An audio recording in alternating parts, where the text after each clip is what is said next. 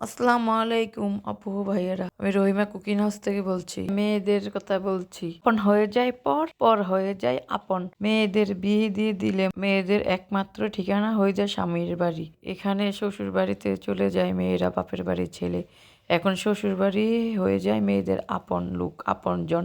শ্বশুর শাশুড়ি হয়ে যায় বাবা মা।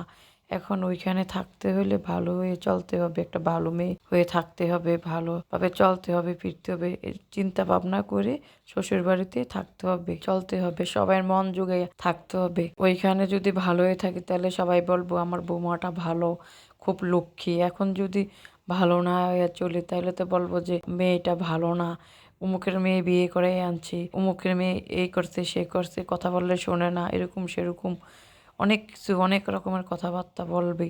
আর এখন যদি আমি ভালো হয়ে চলি ফিরি তাহলে বলবে যে না, অমুকের মেয়ে বিয়ে করেছে, অনেক ভালো, অনেক লক্ষ্মী, অনেক ভদ্র, মেয়েটা অনেক ভালো গুণী। আমার সৌভাগ্য, আমি মেয়েটাকে বিয়ে করে এনে আমার ছেলের বউ করে নিয়ে এসেছি।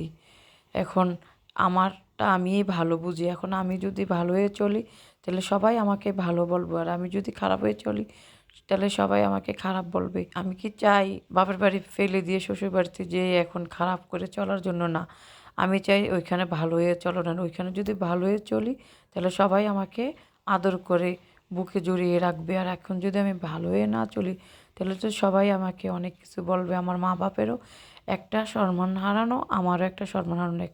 এজন্য ভালো হয়ে চললে এটাই ভালো সবার জন্য। শ্বশুরবাড়িতে থাকলে চললে ফিরলে সবাই যাতে ভালো মনে করে সেটা করলেই মনে করি যে ভালো। যে যেমনভাবে চলে সে সেরকমভাবে পাবে মান সম্মান।